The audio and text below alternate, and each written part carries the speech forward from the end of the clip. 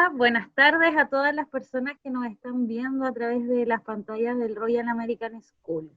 Estamos aquí en un nuevo programa de Hablemos de Diversidad. Habíamos estado conversando en la última semana sobre este cambio de temáticas, que habíamos estado abordando mucho la diversidad sexual, pero ahora íbamos a empezar a incorporar otro tipo de diversidades. Y para eso tenemos nuestra invitada del día de hoy, ella es Camila Aguilar, consejera regional y psicóloga, para que hablemos un poco sobre la discapacidad. Pero primero, hola, saludarte, Jazmín, ¿cómo estás? Hola, bien, gracias, bien, bien, con mucho trabajo, pero contenta. Qué bueno. Bueno, han sido tiempos difíciles para todo el trabajo político, para todo el trabajo social, Mm, y la verdad es que agradecida de tenerte aquí en este espacio. gracias, gracias. La verdad es que cuando yo te hablo de estar contenta, tiene que ver con eso, con ese trabajo que tú generas en el territorio y que puedes cambiarle la vida a una persona. Entonces, no tú, sino que ciertas gestiones, cierto trabajo que se puede crear y las personas se sienten en esta pandemia igual se pueden sentir más tranquilas por entender, por informarse, con ciertos bonos, con ciertos beneficios que pueden tener del Estado. Claro. Sí, es que, bueno, ha sido todo muy complejo y no ha dejado todo de ocurrir, de moverse. Así que, bueno, te cuento que en los últimos capítulos habíamos estado hablando de la diversidad sexual, ahí estuvimos trabajando harto con Jorge Ollarse, con Vladimir Muñoz, sobre ambos desde sus fundaciones, por una parte Libérate y por otra parte Todos Somos Diversos, poniendo bastante énfasis en la necesidad del reconocimiento de la diversidad, la necesidad del respeto y la contención también en esas situaciones. Estuvimos hablando del acoso escolar y de un sinfín de temas que abarcan todo lo de la diversidad sexual, especialmente porque es un tipo de diversidad que no tiene un organismo quizás público que se ocupe de esos temas. Pero también es necesario darle paso a otro tipo de diversidades y en ese sentido el programa de hoy y el que viene están pensados para hablar de la discapacidad. Y yo sé que tú tienes bastante experiencia de trabajo en ese tema y me gustaría, bueno, preguntarte ¿a qué te dedicas ahora o te dedicabas antes de ser consejera regional que tenía que ver con el tema de la discapacidad para que también nuestras personas que nos están viendo te vayan conociendo? Claro. Bueno, te cuento, mi primera carrera es pedagogía. Yo soy profesora, también soy pedagoga. Y cuando salí a estudiar pedagogía en el primer año de mi carrera, yo tenía muchas ganas de aprender una lengua distinta. Entonces, estaba entre mapudungú o estaba entre lengua de señas. Y algo muy raro, pero muy mágico al mismo tiempo, iba saliendo de la universidad cuando era un día de invierno y cuando encuentro un papel en la calle y ese papel decía curso de lengua de señas. Entonces yo dije, le voy a hacer caso a esto, que justo me encontré un papel que decía y hablaba del curso y me dirigí. Yo tenía 18 años, o sea, hace mucho tiempo atrás, y tengo 34. Entonces, y en ese tiempo me dirigí a aprender lengua de señas y estudiaba pedagogía mientras tanto. Aprendí lengua de señas un año. Desde ahí parte como mi cercanía un poco a la discapacidad, que era la sordera en ese minuto. Entonces, cuando termino mi carrera, en el 2009, yo me voy a Alto Hospicio. Me voy a trabajar al Alto Hospicio con niños con riesgo de vulnerabilidad, más que nada. Tú sabes que en Alto Hospicio es muy conocido en nuestra cultura, que es una parte de Iquique que le falta bastante educación con respecto a los niños y niñas, igualdad. Y me propusieron ir a trabajar en un proyecto de integración. Entonces, cuando yo te hablo estos dos hechos importantes de mi historia, son hechos que de ahí marcan un antes y un después, de entender cómo y por qué trabajo con la discapacidad.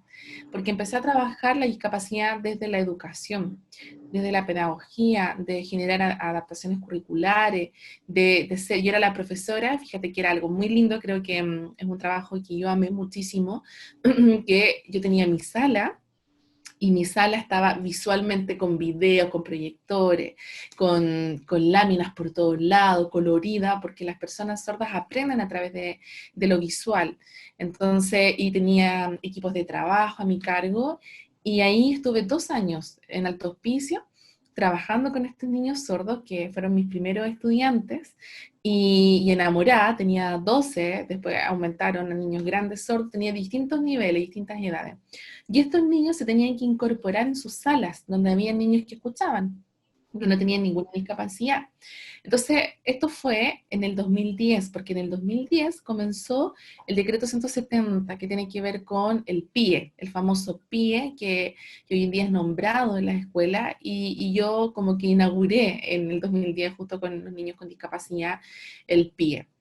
Luego me voy a Arica, sigo trabajando con niños sordos, y luego ya en el 2013 regreso acá a todo esto. Yo soy ariqueña, entonces el norte para mí es mi casa, entonces en ese sentido me muevo muy bien en el norte, en el desierto, me encanta, y luego vuelvo acá, a la región metropolitana, vuelvo a Santiago, en donde ahí me hago cargo de un proyecto de integración. Entonces, después yo soy la jefa de una escuela en donde yo tengo que ver las adaptaciones para que también se entienda y que las personas puedan comprender lo que es una adaptación. Tiene que ver que cuando tú sabes que nada está adaptado para personas con discapacidad, un ejemplo de adaptación, cuando tú colocas una rampa, entonces, tú sabes que la vereda muchas veces no tiene rampas, entonces tú colocas una rampa, es una adaptación. Cuando en la educación tú tienes una planificación como profesor que es para niños que no tienen ninguna discapacidad, el educador diferencial toma esa planificación y requiere adecuarla. ¿Cómo adecuarla en qué aspecto? No va a cambiar el contenido, pero sí va a cambiar la forma de presentar el contenido. Entonces, porque hay que entender que hay distintos estilos de aprendizaje. Entonces, en eso, el profesor diferencial en conjunto con el profesor de educación básica requieren mirar el proyecto de integración como cómo lo generamos para que estos niños y niñas puedan aprender de forma significativa. Entonces, ahí yo me dediqué mucho tiempo a trabajar así. Mientras tanto, estudiaba psicología.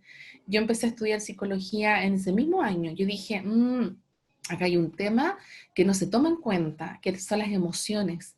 Porque yo veía un niño con déficit atencional que hiperkinético, pero yo veía que con un abrazo, con escucharlo, bajaba su nivel de agresividad o su nivel de ritmo tan alto.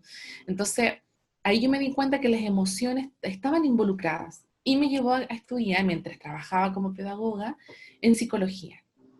Y luego de eso, entre estudiar, pues eso, parece que soy muy trabajólica, porque entre estudiar psicología y trabajar como pedagoga, también trabajé como intérprete de lengua de señas en la televisión, en las noticias, en instituciones públicas, entonces en instituciones privadas también. Entonces, como que de ahí hago todo mi circuito del por qué para mí la discapacidad o la inclusión, la diversidad de niños, niñas, jóvenes, adultos que tengan discapacidad o que estén en situación de discapacidad, es algo que me involucra profundamente. Tanto así que cuando llego a la política llego por ese tema. O sea, cuando yo era intérprete, años atrás estaba en una sala con gente, con más de 100 personas, y todos tenían la angustia de que el Estado, el gobierno, no les daba respuestas.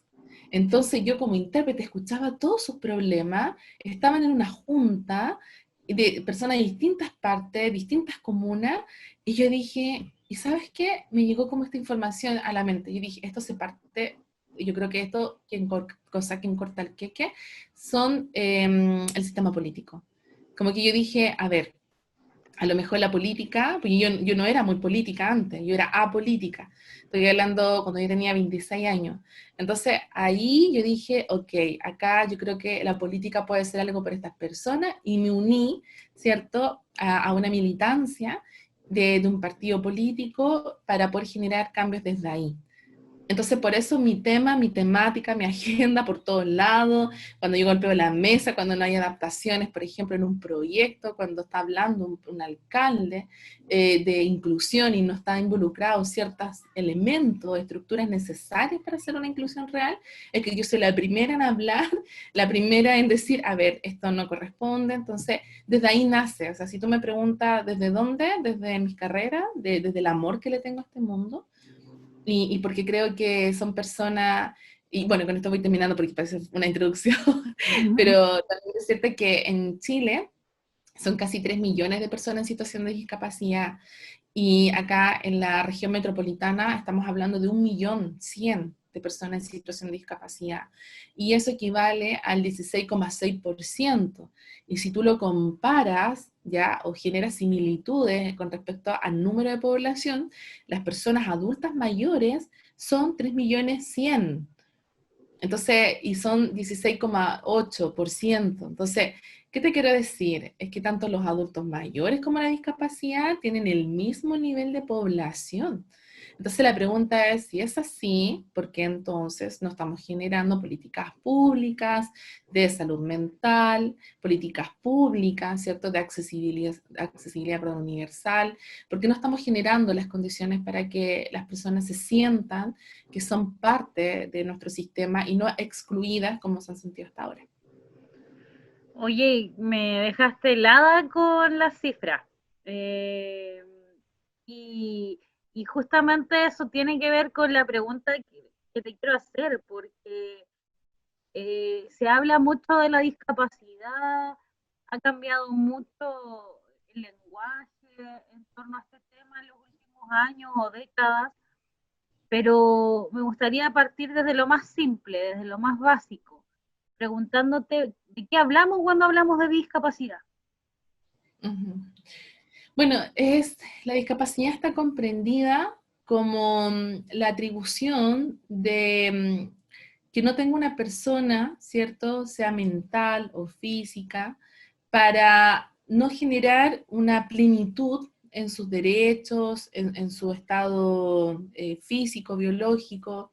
Porque mira, acá hay dos formas y te quiero explicar cómo se entendía la discapacidad antes y cómo la entendemos ahora. Para mí es súper importante eso. Yo te puedo dar como la definición casi que sale en cualquier parte, pero la que hoy día se ha construido con la comunidad es distinta y que esa todavía no está plasmada.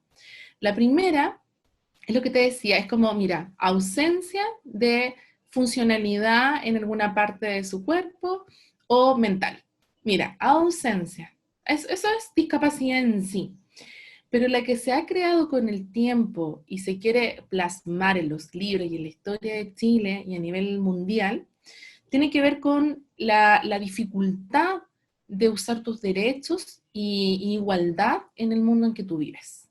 Ujú. ¿Ya? ¿Y por qué hago esta diferencia? Porque justamente cuando tú puedes nacer sin un brazo, tú puedes nacer sin audición, pero eso no quiere decir que los demás, tus políticas, tu sistema, la sociedad, te haga como presente que tú no tienes audición y no tienes ese brazo. Al contrario, tú requieres nacer ya con la libertad y el derecho de que como hayas nacido no importa, pero tienes el derecho de ser totalmente humano y desarrollar tus facultades normales. Eso es lo que nosotros aspiramos y no hablar sobre la ausencia de algo, como que si esa persona tuviera el problema, porque acá hay tres focos súper importantes de entender la discapacidad. Hay un modelo que se llama modelo biomédico, que tiene que ver con comprender que la discapacidad lo vive la persona, lo tiene la persona y es problema de la persona. Eso es biomédico, entender que está en ella la dificultad física. Entonces, cuando la persona va al doctor, este doctor, este profesional, lo va a ver como, ok, lo va a analizar en su complejidad a esa persona, pero no en su dimensión total, que es social, que es mental, que es un ser espiritual, que es un ser interactivo, no lo va a ver de forma armónica, lo va a ver como solo físico.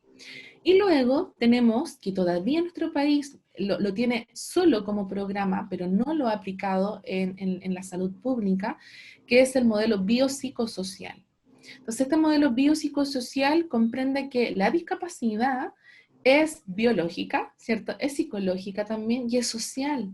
O sea, lo comprende como un todo. Entonces, esta persona cuando va al doctor con este modelo, lo tiene que ver la psicóloga, el asistente social, el doctor, el kinesiólogo. No solo un doctor viendo su ausencia de alguna facultad. Y tenemos uno tercero, que honestamente es el que a nosotros nos encantaría que hubiera en Chile, y me encantaría porque yo siento que vivimos en un país todavía que hemos avanzado tanto intelectualmente, pero hemos avanzado muy poco con respecto a concretar ciertas acciones. Y el tercero tiene que ver con el de derechos.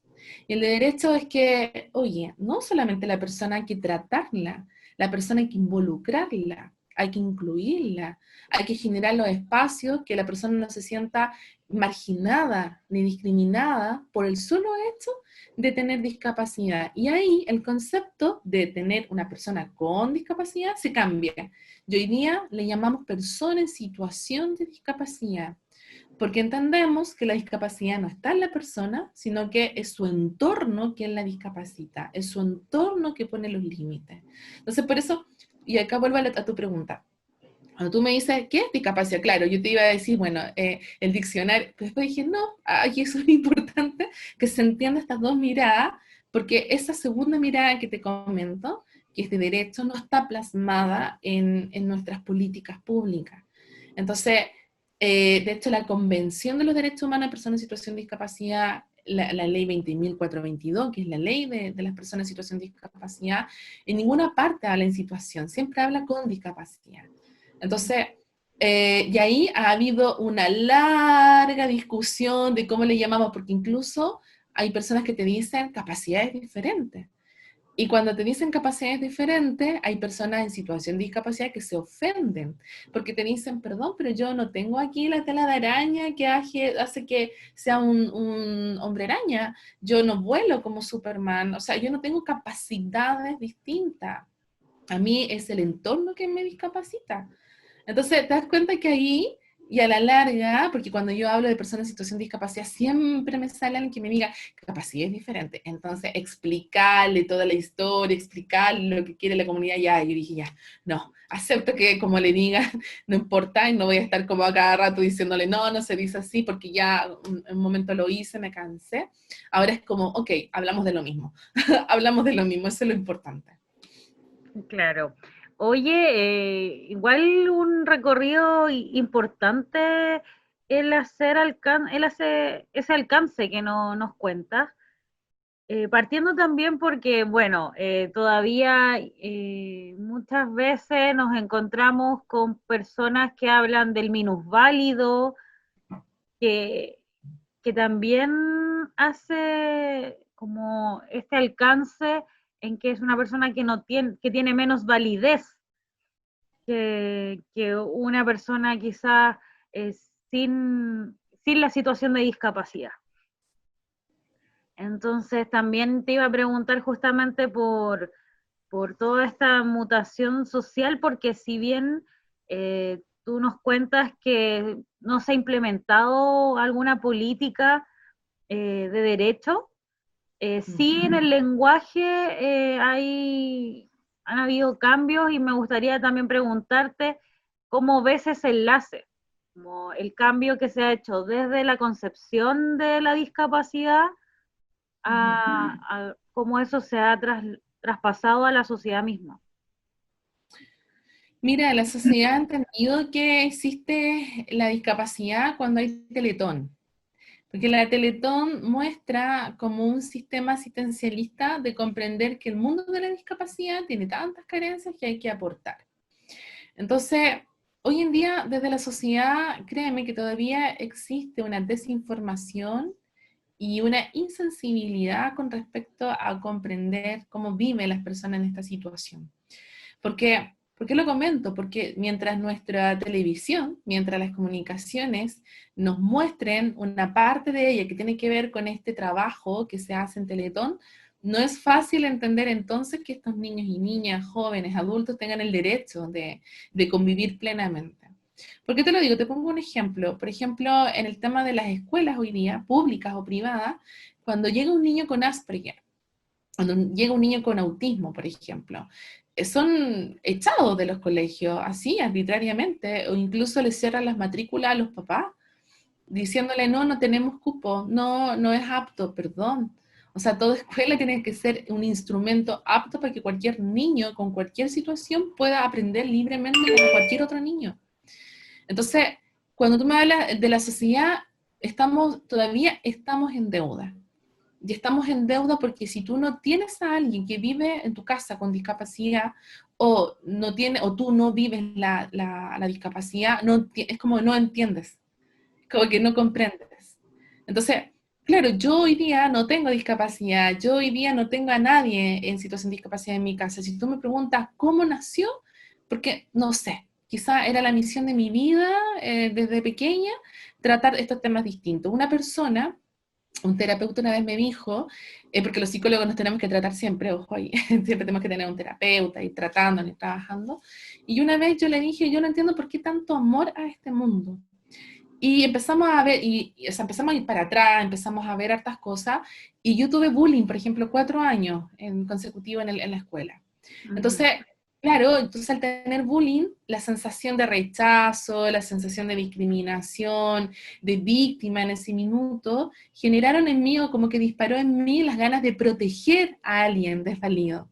Entonces fui creciendo, después de la enseñanza media, los profesores me decían la abogada de los pobres. Me decían, porque se metían con una compañera, se metían con alguien así, y yo, no, que es injusto. Entonces ahí entendí que cuando yo tuve este bullying, comprendí que yo requería después crecer y proteger a otro que estuviera afectado. Y la discapacidad es la más afectada.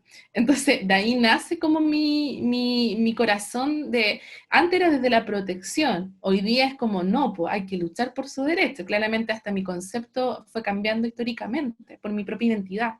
Pero con respecto al tema de la sociedad, esta soy yo, pero así como yo, son muy poquitos. Entonces, a mí me encantaría y vuelvo así como en lo concreto, a mí me encantaría que un municipio fuera inclusivo. Y cuando hablamos de inclusión, hablamos, por ejemplo, que tenga los símbolos para las personas ciegas, que tenga estos relieves, estos símbolos de relieve para que sepan el camino, que tengan, por ejemplo, en cada punta de los municipios como una dirección las personas ciegas. Estás viendo hacia la derecha, quieres ir, por ejemplo, al departamento de adultos mayores, tienes que ir a la vuelta, tienes que doblar hacia la izquierda, o sea, estas indicaciones que la persona ciega no tenga que estar buscando el apoyo en otro ser humano, diciéndole, guíame, apóyame, porque ellos son totalmente personas autosuficientes y autónomas. Entonces, te doy ese ejemplo. Te doy otro ejemplo, que en cada municipio o que en cada institución pública tengan un intérprete de lengua de señas, porque las personas sordas también van a llegar, y si no han llegado, porque saben que no hay un intérprete. Porque, por ejemplo, estamos vulnerando el derecho de una persona sorda que se vaya a atender a un doctor y que el doctor no sepa lengua de señas, o que no haya un intérprete al lado explicándole que tiene un cáncer, o que tiene una enfermedad. Por ejemplo, yo tengo amigos sordos que tienen fundaciones de protección y de cuidado por el tema del SIDA, informan a la comunidad. Y ellos, por ejemplo, en su fundación dicen, promueven que las personas sordas puedan reclamar cuando no hay un intérprete, porque, por ejemplo, te comento, el VIH está muy presente en la comunidad sorda también, y muchos de ellos por desinformación, porque nadie les explicó cómo, porque nadie se encargó de decirles, miren, de esta forma te puedes contagiar, esto es lo que tienes que tomar, esto es lo que no tienes que hacer.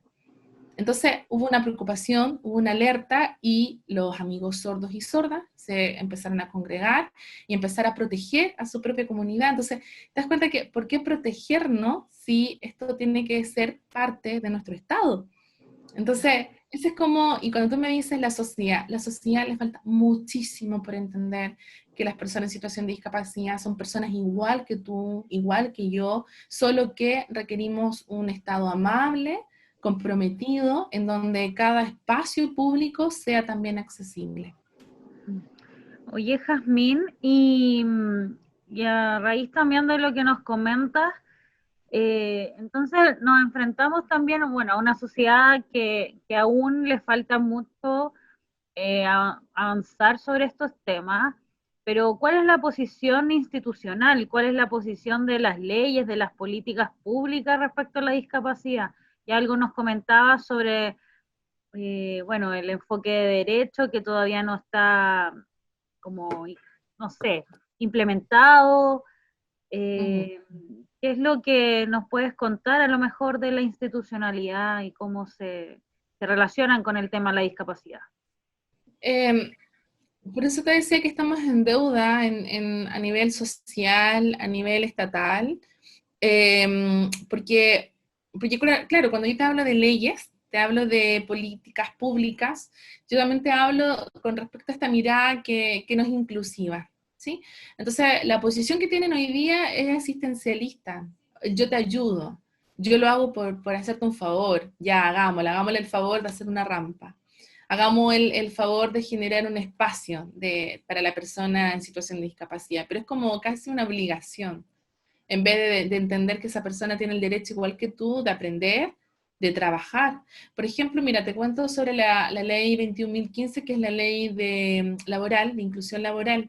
Ujú. Muchas empresas empezaron a generar las condiciones físicas para que pudiera entrar una silla de ruedas, para que pudiera entrar un intérprete, ¿ya? Pero muchos de ellos no querían, por ejemplo, generar una estructura en el baño, porque un baño es distinto para una persona en situación de discapacidad de alguien que no la tenga. Entonces, el solo hecho de ya sumar y restar el costo que tenía reestructurar un baño, decía, no, ¿sabes qué? Así, tal cual, te lo decían. No, personas en silla de ruedas no, no, tráigame una persona ciega nomás, tráigame una persona sorda, vemos lo que hace, ahí buscamos algo, y así. Entonces, como que te pesaba más el invertir, ¿cierto? Dinero que generar una condición distinta a ese ser humano. Porque cuando tú le das un trabajo a alguien así, tú entiendes que además de ayudarlo en su calidad de vida, o lo estás apoyando más que ayudar, lo estás apoyando, también apoyas a esa familia. También apoyas que esa persona se sienta totalmente digno cuando uno tiene algo laboral en sus manos. Pero ni siquiera somos capaces de mirar ahí con el corazón. Ahora, esto que te comento no es una crítica, ni tampoco es como esto falta. Veamos lo positivo. Lo positivo es que la gente a través de este programa o a través de otros que van a venir, de mucha gente que maneja esta temática, es que comprendan de que el solo hecho de que si tú ves a una persona en silla de rueda que está cruzando la Alameda con mínimos de segundos que te da los semáforos para cruzar de un lugar a otro, imagínate, entonces tú tomas la silla de rueda, lo apoyas a la persona, lo ayudas a cruzar, ¿cierto? Pero esa misma persona se siente, y acá viene lo confuso, porque esa misma persona dice, pucha, yo no quiero esto.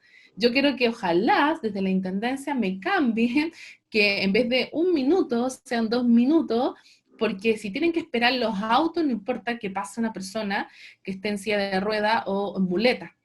Entonces, yo hice en el 2018, hicimos una prueba, yo estuve en silla de ruedas por la Alameda y por ejemplo, el piso, la calle, la rampa súper pronunciada, yo obviamente tenía que estar, pero así complicada, yo me puse a gritar porque quedaba en medio de la calle, porque yo decía, ¿cómo lo hago? ¿Cómo sigo? Entonces, y justamente eso fue un ejercicio que hicimos con otras personas. Yo, de hecho, fue ese día la Bea Sánchez, por ejemplo, fueron hartas personas del Frente de Discapacidad.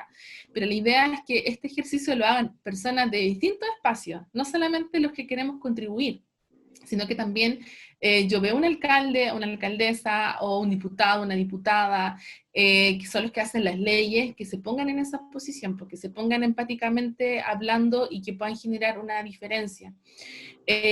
Lo otro, requerimos personas en situación de discapacidad que estén ahí gobernando. O sea, requerimos personas en situación de discapacidad que sean concejales, que sean consejeros regionales, que sean diputados o diputados. ¿Por qué no? ¿Porque los vemos menos o porque no saben? No. O sea, ellos requieren estar en un espacio en donde hay poder para manejar ciertas situaciones y que la gente comprenda, que es lo mismo con, por ejemplo, las entidades mapuche, aymara, yo soy indígena, entonces por eso lo digo con mucho orgullo, de que podamos también, las personas mapuche sobre todo, que son ellos en alta población, más que los aymaras están en el norte generalmente, pero que puedan ocupar espacios de poder también para visibilizar lo que ellos viven todos los días. Entonces, no es tan solo ganar, con esto voy terminando esa idea, un puesto porque quieres poder y más poder, sino que también es porque tú eres un elemento importante de contribuir a la comunidad para educarla y para generar un cambio real, pues, para transformar realmente lo que tú quieres hacer. Oye, Jazmín, nos has contado bastante sobre, bueno, qué es la discapacidad, cómo se entiende, cómo también como sociedad finalmente somos quienes generamos estas situaciones en las otras personas, una situación de exclusión, de discriminación activa finalmente. Y me gustaría preguntarte si la pandemia quizás ha develado algún otro elemento o ha profundizado también otros ya existentes. Si nos puedes contar algo de eso. Mira, la pandemia claramente vino a desnudar el sistema real que tenemos de salud pública.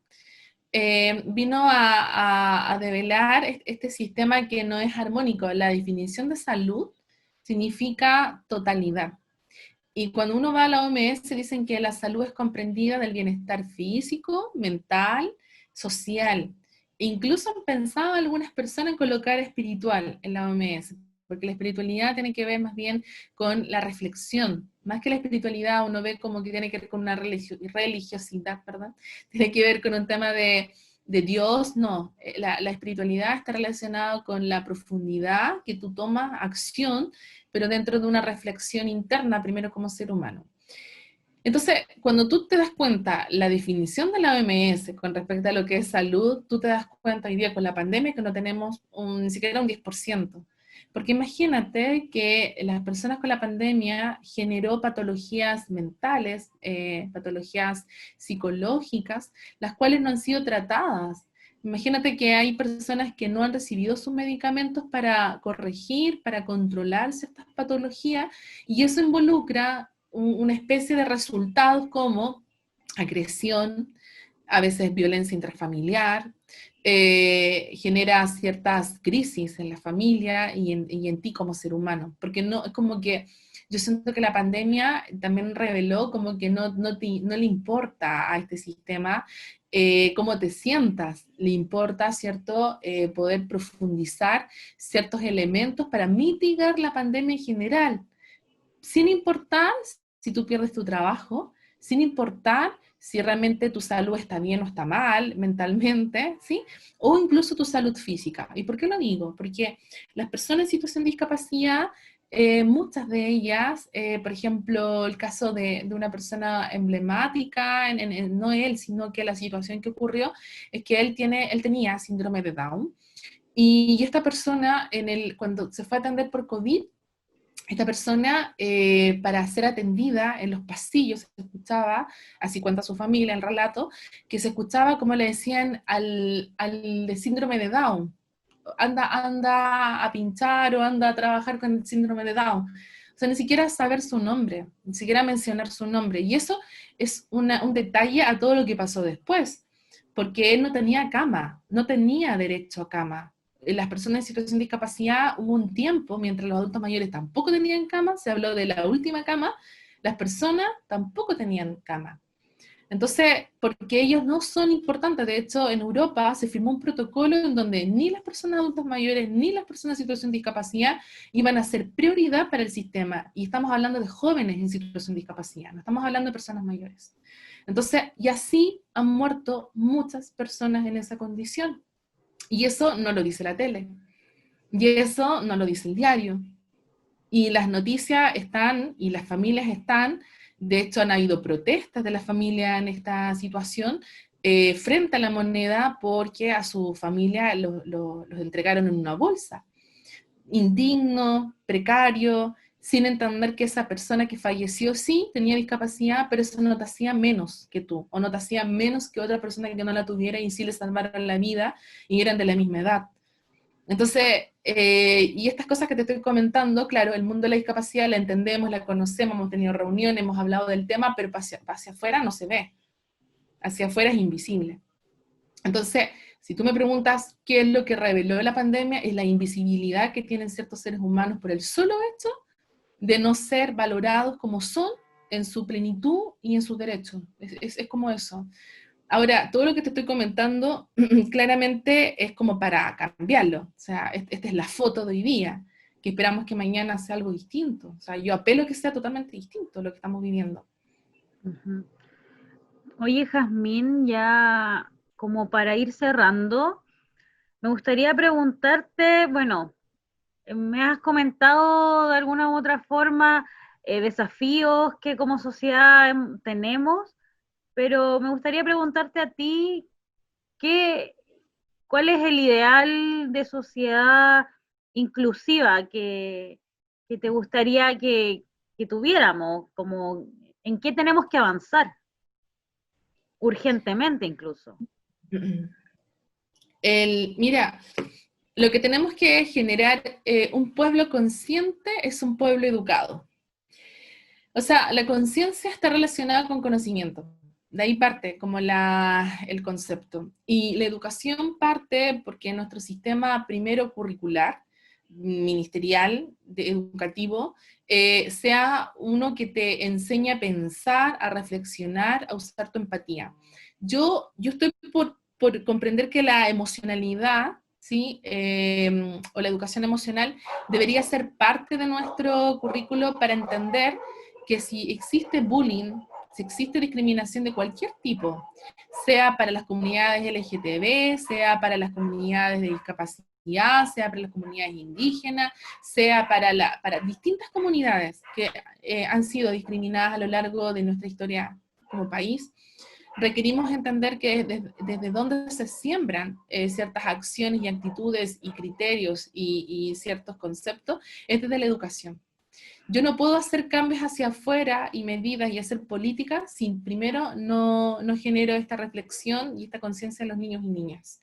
Entonces, cuando los niños y niñas hoy día cuidan el medio ambiente es porque hubieron años de aplicación, de reflexión de lo que era el medio ambiente y que hoy día ellos mismos te dicen cómo reciclar, o que ellos mismos te dicen hoy día cómo el sol, El cómo sol. debes, cómo debes cuidar el agua, por ejemplo. Entonces, es lo mismo con estas temáticas, o sea, desde pequeños que comprendan que el mundo de la diversidad no es un mundo distinto a ti, es un mundo en igualdad, solo que las condiciones políticas, sociales, tienen que generar cierta transformación para que podamos generar plenitud, el goce de tus derechos. Entonces, el ideal primero es generar educación, conciencia. Luego, desde ahí en adelante, no te puedo hablar no te puedo hablar de un idealismo, de un idealismo como lo que yo quiero, sí, pero para eso tenemos que educarnos. Y lo otro es un pueblo accesible, son ciudades accesibles, que no solamente sea la RM. Por ejemplo, en Valdivia, Valdivia está reconocida como y Loncoche, por ejemplo, están reconocidas como ciudades amigables e inclusivas. Entonces, ¿por qué no nosotros, como bajar un poco el moño y bajar esto y empezar a mirar las regiones también? Que no todo se comprende desde acá, no requerimos ser más centralistas, porque hay otras regiones que están haciendo muy buena pega, muy buen trabajo y requerimos mirar para ver cómo lo aplicamos acá. Así que, así como en tres verbos, o sea, más que verbos, en tres conceptos importantes, accesible, humano y educado. Son como esos tres conceptos que yo me quedo como para generar una sociedad distinta con este mundo. Bueno, agradecerte, Jazmín, tu tiempo, eh, que hayas aceptado la invitación y también nos deja planteados desafíos a nosotros como proyecto de televisión escolar, educativa. La verdad es que el Royal tiene un enfoque que busca justamente potenciar algo que mencionaste, que es la educación emocional. Lo académico no es lo único prioritario y por eso mismo tenemos como proyectos en desarrollo como este mismo, el del canal online. Pero al mismo tiempo me deja planteada también por qué hoy no tenemos un intérprete de lengua de señas de este mismo programa. Y son temas que cuando uno es ignorante pasa desapercibido, pero ahora que me lo mencionaste, o sea, no me lo mencionaste tú, pero que nos cuentas en el fondo de la situación y me lo develas, y me siento responsable de hacer algo al respecto. Me parece estupendo que te sientas como motivada a poder generar una condición distinta. Y lo otro, mira, si ustedes agregaran a todos los programas un intérprete de lengua de señas, serían el medio de comunicación inclusivo del país, y serían, estoy segura, reconocido, más que por hacer algo a un favor, sino porque realmente completa todo lo que tiene que tener la comunicación, que es que para todos y todas, no solamente para algunos. Así que yo feliz si lo pueden incorporar. La verdad es que yo no podía hacer la entrevista y hablar en lengua de señas, son dos funciones distintas, me cansaría muchísimo. Y también las ideas, a mí, cuando yo hablo lengua de señas, mis ideas a las otras se me van porque son dos lenguas distintas. Entonces, o es la interpretación o es hablar. Si no, yo feliz de poder haber colaborado, pero para la próxima ojalá puedan incorporar, sería muy lindo, de verdad, muy lindo proyecto que lo puedan generar. Vamos a tratar de hacer el esfuerzo y de poner eh, este tema sobre la mesa. Así que yo, bueno, agradecida nuevamente de tu participación en el espacio y también a todas las personas que nos están viendo aquí a través del Royal American School, dejar los invitados, invitadas, invitades a todos a que sigan viendo, hablemos de diversidad y sigamos conversando sobre toda la multiplicidad de diversidades también con las que nos vinculamos día a día. Muchas gracias, Jazmín, por tu tiempo y nos estamos viendo más adelante. Gracias, gracias por la invitación. Estás Un bien. abrazo, igual.